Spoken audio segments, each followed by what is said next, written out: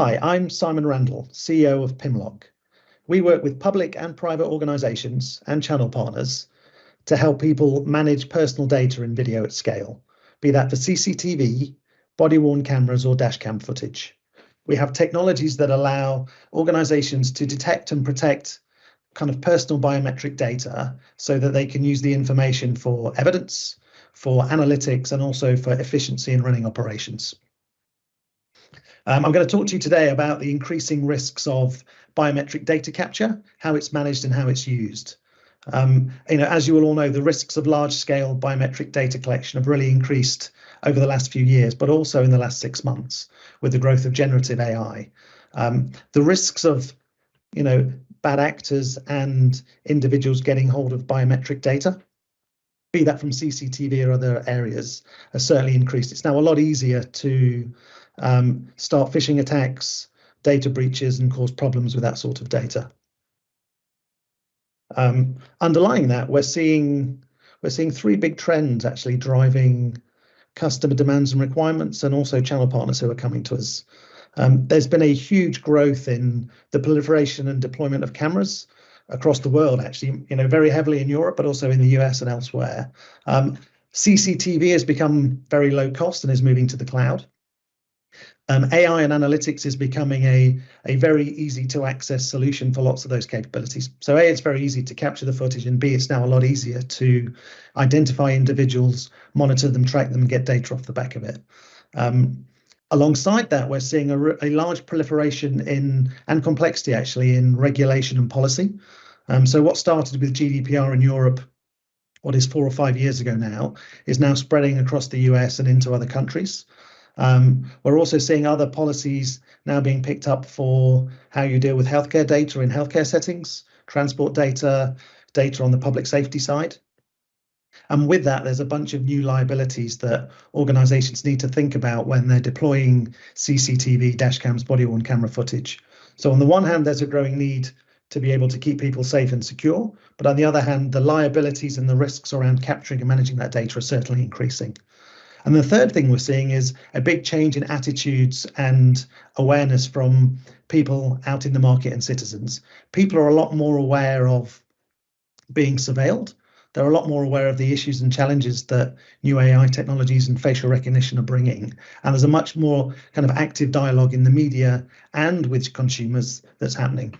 And that means if you're running a retail store, your shoppers are much more aware of what happens when they walk from the street into your store and how they're being surveilled, whether you're in a hospital environment, whether you're going through a train station, an airport, or even whether you're dealing with local police authorities. And those 3 things together are basically creating a new environment where the detail and the thought that needs to go into the deployment of these security systems is getting a lot more heightened. On the other side of that, there's a great opportunity to keep people safe, to keep people more secure, but also to manage operations in a much more efficient manner. We certainly think it's the industry's biggest challenge to be able to balance safety, privacy, and efficiency with large-scale monitoring systems. The access to these systems is now much easier. The ability to run them is a lot more performant, but actually balancing those 3 things together has always been a challenge.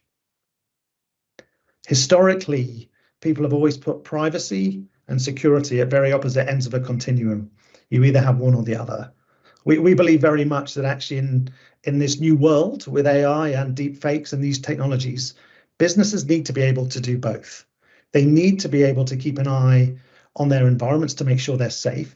They need to be able to keep an eye on how people are interacting and going into dangerous environments, be that onto train tracks or certain areas in hospitals. But they need to do it in a way that doesn't impact the privacy and the freedoms of the individuals. And so there's this kind of crossover period where we're looking at privacy enhancing solutions that will unlock the value of video so that people can use analytics, they can get the data to run the business properly, and they can keep people safe. There's very much a crossover of security, operations, and other areas of the business.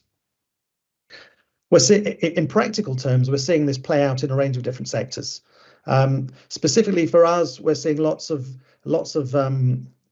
requirements coming in and implementations in the retail warehousing side, where businesses have got, under their care, their employees, their customers, and then also lots of people in warehouse facilities and logistics, all the way through to delivery drivers.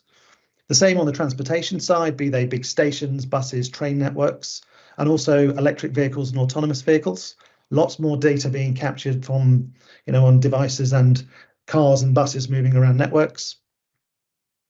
We've seen a lot on the healthcare side where there's a lot more sensitive environments that need a lot more careful monitoring to keep the patients safe as well as employees, and how you can kind of deploy these new technologies into those environments can be quite tricky, because obviously the threshold and the bar for what's proportional in a healthcare setting can be very different. And then all the way through to public safety.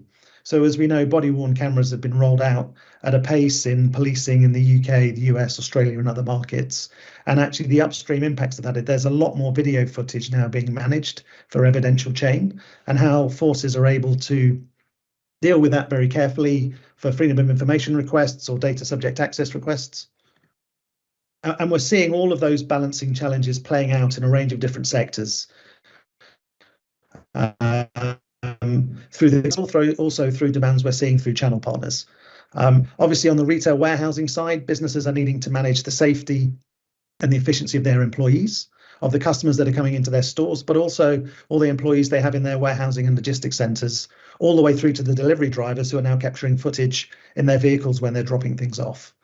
We're seeing the same on the transportation network side, where there's a big onus on keeping people safe and maintaining the network efficiently, how individuals can get the data that's needed to run those operations, whilst not at the same time also sucking in lots of personal and biometric data.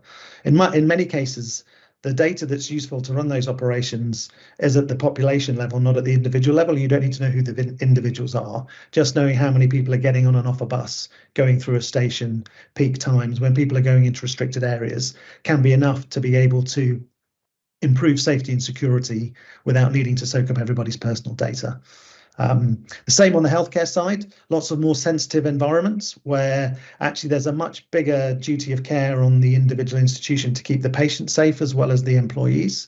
And how you think about security and surveillance and privacy in those domains is a very interesting area, and one we're spending lots of time working with suppliers on. And then the final area is public safety.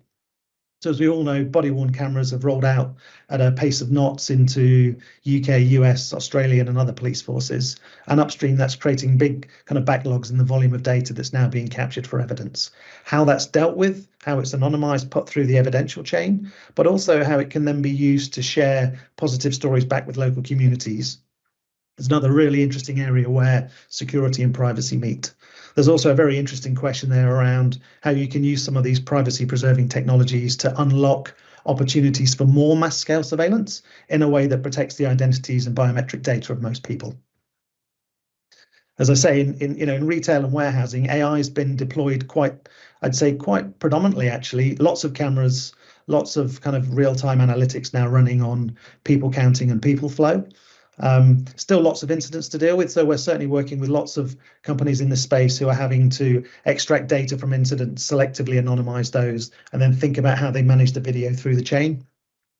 We also have a range of environments where we can take live video feeds of real-time environments, anonymize all the individuals, but still provide really valuable analytics and data back to the businesses themselves. We see similar use cases in transport and mobility, although a lot of the time it's, the predominant push is for around, safety and security. Again, being able to take what are existing video feeds in a SOC or a security center, being able to anonymize those and then rebroadcast them out to other areas of the business so that the operations teams can more efficiently plan resourcing. They can look at the layout of different environments and make them safer. They can monitor restricted areas. So being able to kind of repurpose that video data for multiple users, again, is another big trend we're seeing. On the healthcare side, all the way from clinical research trials through to treatments in hospitals. The need to keep patients safe, to monitor who's coming in and out of kind of protected wards, to be able to keep the nurses and doctors safe in A&E, where there's quite a high instance of incidents, and especially in these environments where they're kind of governed by additional policy and legislation, and the kind of the threshold for how you manage that privacy and security data is much higher. We've got a range of different areas that we're looking at to try and balance privacy and security in these domains so that businesses can monitor their environments and have real-time information, but at the same time, they're protecting all of the biometric and kind of personal data of the patients and employees. And as I say, on the public safety side, CCTV, body-worn cameras, dash cam, door cam footage is now all forming a really important part of most investigations.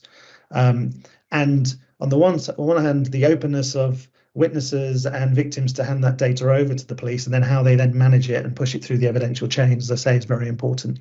And also around the transparency angle, these privacy enhancing technologies are proving very useful for allowing the police forces to actually share more positive examples with local communities of how they go about their general activities, stop and search, etc.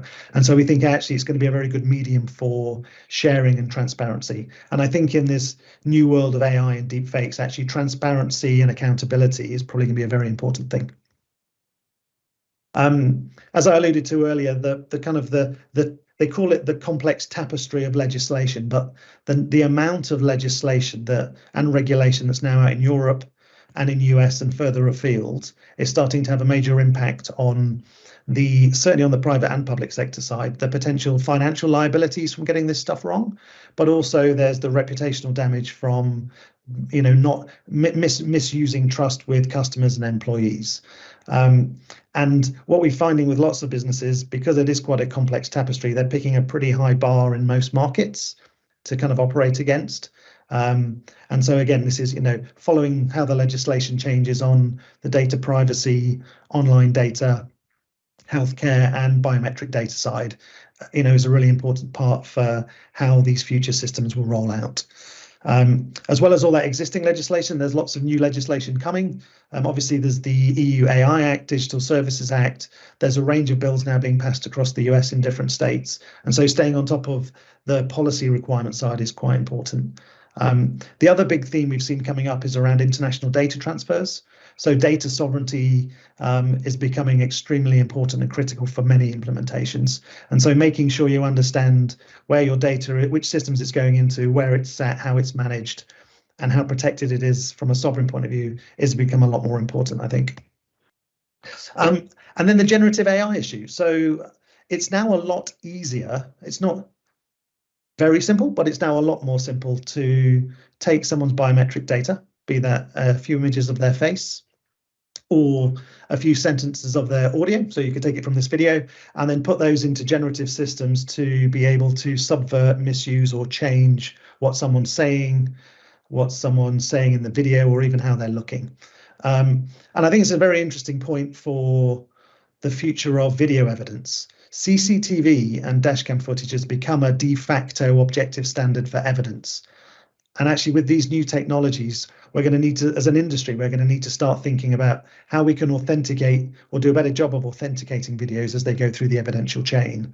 How can we make sure that we know the video that came off the camera in the store hasn't been tampered with, was legit and authentic all the way through the chain, when it's redacted, then passed through to the courts for prosecution. And so that's the one side of it around the evidential chain. The other side is businesses need to think a lot harder about where they are capturing biometric data, either of employees or customers.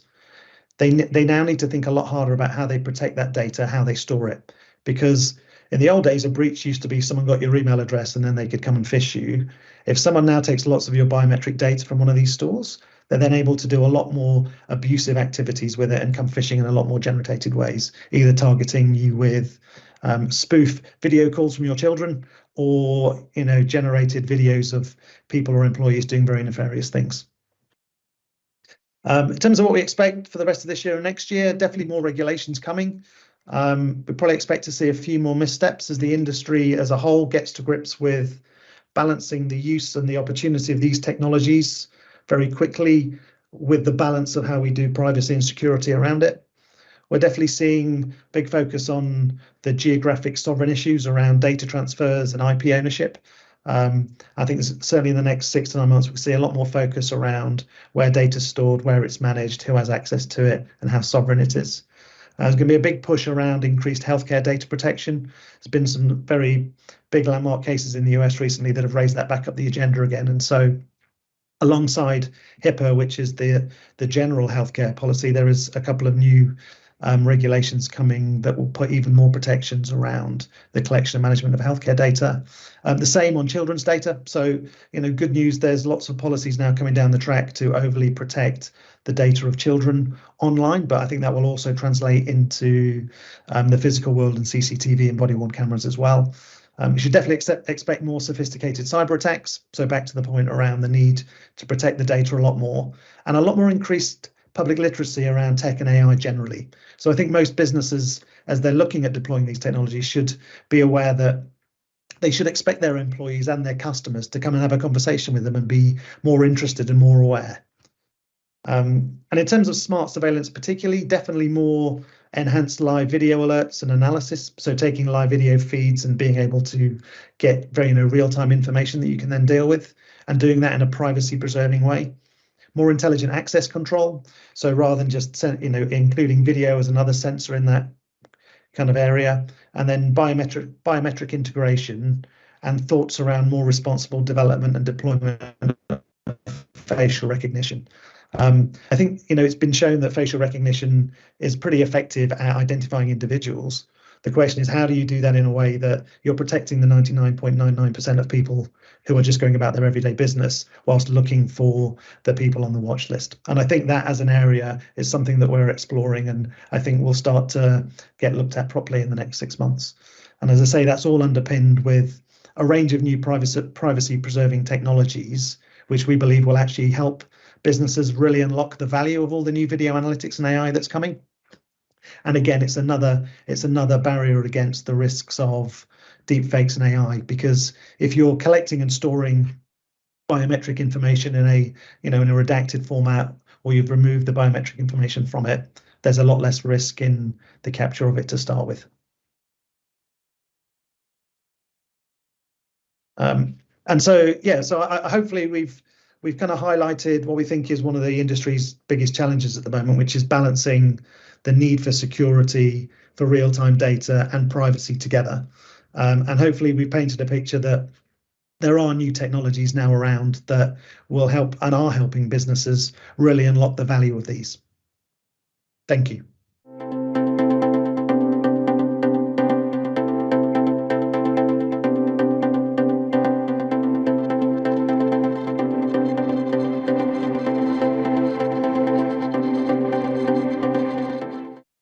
Well, thank you so much for joining us here at Security by Life, Simon. It's a pleasure to have you on board. I just have a couple of questions to go through about your presentation, if that's okay. Yep, great. Perfect. So you spoke about protecting biometric identities in the age of AI and deepfakes. So a very topical content there on your presentation. I just wanted to touch a little bit on deepfakes because it's a topic that has completely taken over the media and the public recently by storm, especially with deepfake recordings of celebrities coming to light, used by scammers in particular. So do you think there is a real threat that the ordinary member of the public, like yourself or me, that could have their faces used in a deepfake scam or even surveillance footage? Can we even believe anything we see? So I think there's levels. So it's certainly very, very easy and very effective to take someone's audio, a few minutes of someone's audio, and then make them say whatever you want. And so if I wanted to take your voice and then I wanted to get the phone number of someone you know and give them a call and make you say something to them that you never said, for a range of nefarious reasons, that's a pretty easy thing to do now. And that's quite scary actually, because especially when it's only an audio channel, you need to use a range of other contexts to think about whether that call is something that seems legitimate or authentic or not. There's been a few cases in the US where people have used these technologies to mirror their children, called parents and told them that they're holding them hostage and they need to come and meet them for some money. It's not too difficult to think about that use case. It's only a matter of, oh, sorry. No, I was going to say, yeah. So audio. I mean, this has been happening on I'd say the tech side for a long time, and certainly the amount of fake information on the internet, people are starting to become more aware and questioning whether things are real or not. The audio is the next step, and then we're not quite at the point yet where we can synthetically generate full range CCTV of a scene, lots of people, and it look legitimate. But it's very easy to change what someone's saying, and so taking this video and feeding it in and making my mouth move in a way that suggests I'm saying something slightly different is actually pretty straightforward to do. And if you are watching that on a small screen, it's quite hard to pick up the nuances. The good news is lots of the better programs and services for doing this are now stopping you being able to do exactly what we've just described for famous people and real people's faces. And so the access point for the general public is getting harder for the better solutions, but it's still pretty easy to find second and third tier solutions to do it. And also for for more organized criminal actors, they can get hold of these things, run them locally, and actually can create some quite complex ways of phishing. There's quite a well-known attack where someone will, email the business on a Sunday and say, hey, we've been in your system for 3 months. We've got videos that we've taken from your laptops of your individuals doing not very nice things. Give us some money or we'll release them. And that's quite easy to determine that it's a phishing attempt. But actually, if that's accompanied by a video of an employee on a small screen, it's very easy to imagine a range of different ways that this stuff proliferates. Not to mention, that if you think about the domain of children where, cyberbullying goes to a new level, where the manipulation of images, audio, and short video clips can be used for very bad detriment. And so I think the point is more that it's becoming a lot easier. It is definitely a real threat. And therefore, how people manage their own biometric data, but also how the responsibility of biometric data management for businesses just grown exponentially. And that's in the last 6 months. And this space is moving so quickly that people just need to think a bit harder about that. He says whilst he's recording himself in video and audio on a live video chat, but you take the point. I feel like it's only a matter of time before somebody is, I don't know, falsely put in prison because of a deepfake, surveillance footage clip. Like you said, it's something that we rely on so heavily as evidence, both audio and visual. So it's a very difficult predicament, but I think hopefully we're advancing just as much, if not more, than bad actors are. So hopefully we can start kind of actually contributing ways to mitigate all of these and make it very evident and clear in educating the public to these types of scams. I mean, I probably receive numerous text scams on a daily basis about pretending to be my son or my daughter, having, send me a new WhatsApp because I've lost my phone, things like that. Just moving on quickly as well to the new AI Act, EU AI Act, a bit of a mouthful. That's obviously coming into force now. So do you think that this will change the way in which AI and also video analytics can be used both in the private organizations, but also in the public space? And do you think the industry and manufacturers are even ready for this? Do you know what there is coming? Firstly, I think it's great that this has gone up the agenda in the last 6 months. Obviously the AI Act has been worked on for quite a while, but actually the whole AI and generative AI landscape has changed quite fundamentally in the last 6 months. The general population has now worked out that this stuff works and it can be quite effective. And so so AI, I think it's a very good thing.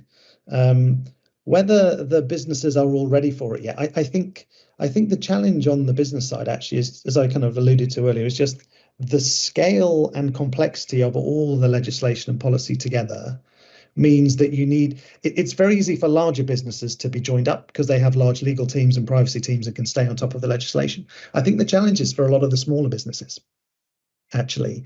And it's also it's a double risk because the smaller businesses don't necessarily have the resource to stay on top of these things. They don't also necessarily have the resource to do the full information security reviews on vendors and suppliers. And so it's much easier for a smaller retailer with maybe 1, 2, 3 stores to go and buy some new cameras, turn on some new analytics and not really understand the implications of what they've done. And so certainly the framework that's in the AI Act around how to analyze these technologies and to manage them, I think should be a good benefit to most businesses. Whether they're ready or not, I think most of them are just busy running their companies. And I think until this stuff actually drops as real law and the implications of it are felt, I think that's probably when it'll make a big difference. It probably took GDPR, we're probably now seeing the impacts of GDPR on lots of businesses and what they understand their needs are. and it's probably taken 5 years to get there. Part of the challenge is that there's legislation but very little case law, and so it's very hard to get a binary view on what is okay and what isn't okay, and it sometimes takes time for that to play out. But certainly the fact that the EU AI Act is there will mean that the businesses need to think through these things before they go and deploy new technologies. And I think, for employees, for customers, and for the business, that's got to be a good thing. Definitely a step in the right direction. And sorry, just briefly, do you think that the installers and the integrators can impart some of this knowledge onto these businesses and take them away from them just, like you said, buying 3 cameras online and plugging them in and hoping for the best? It's definitely an industry challenge to understand and educate the market on what's needed and what's happening. It's difficult though, because they don't want to be providing legal advice, and there's and so there is definitely kind of a fine line between understanding what best practice looks like. Certainly in the UK, the Information Commissioner's Office has done a good job of publishing guidelines on how to deploy security, how to deploy video analytics, AI, body-worn cameras, etc. And so there are now a range of really good resources that integrators, resellers can use with their partners. Also, you'd hope that they also start to use those to help filter and determine which solutions they bring in to then sell on to their end customers. But I do think it's an industry-wide challenge, all the way from the people making the cameras and the analytics solutions through to integrators and resellers and the end customers as well. But I think everyone's responsible, basically. And speaking of AI and obviously the ethics around it, you spoke about security and privacy having this renewed kind of synergy. And our personal data has become almost like a type of currency, in the sense that we sell our data to Amazon to recommend products that we might like, or to Netflix to recommend the best shows that we'll enjoy, and even our faces to unlock our mobile phones or our banking apps, or to download new apps. So our data and our faces are already very much all over the internet. In your opinion, what is the difference ethically for our faces to be stored by the police, for example, from a body-worn camera or surveillance in the streets, as opposed to us, logging our face to unlock an app? So most of the biometric unlock access systems tend to be, well, certainly on the app on the phone, the data is held on the device. It's not gone elsewhere. It's very much a question of who's in control of the biometric data. Can you get access to it? Can you delete it? And what kind of rules and regulations around how they use it? Certainly the warrantry around how police and other government institutions can access and use biometric data is pretty strict, actually.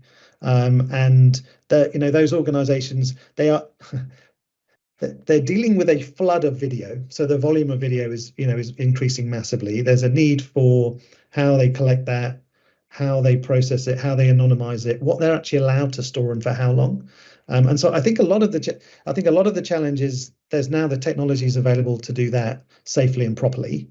But also, I think there's a big education job to do, and part of that's around transparency for people, just to understand what is being captured, what's being done with it, and what the warrantry is around what it's allowed to be used for. And so I think the ethical question is quite a tricky one, because most people you'll speak to and say, "Would you like to be kept safe?" It's like, "Yes, I would like you to keep me safe." It's like, okay, and then in exchange for that, are you happy to give up some of your data? And the answer is probably, in a certain environment with the right sort of person under the right conditions, then yes, I am. And so where the proportionality is right, then that makes a lot of sense. But what you want to be able to do is trust that the organizations that are capturing that data aren't using it for other reasons and other effects. They're not storing it when they shouldn't be storing it. And actually, if there isn't a need to collect it in the first place, they probably shouldn't be collecting it. But again, part of that is understanding, as you walk down the street, you're being captured. As you walk into a private building, you're being captured. The terms of who owns that data, where it goes, where it's stored, and who has access to it change a lot. And there's not much transparency at the moment around how that works and how it operates. And also, I suppose, when you bring AI into that mix as well, AI as an algorithm, say, take facial recognition technology for an office building, like you said, that AI is constantly being fed images of people entering and exiting the building. Previously, we would have a badge with our face on it that we might beep. Now it's just you walk through and it recognizes it. But actually, how do you ethically feed that AI with a whole rounded spectrum of people with different skin colors, with different disabilities, without it impacting it negatively. So I think it's quite a difficult topic at the moment, the ethics of AI use in video surveillance. So it'd be quite interesting to see how that kind of develops over time. I just had one final question. Since the pandemic, businesses have adopted a new digital approach and hybrid formats, which is great for our work-life balance. But has this heightened their cyber vulnerability, or has it kind of forced most businesses to actually analyze and up their resilience?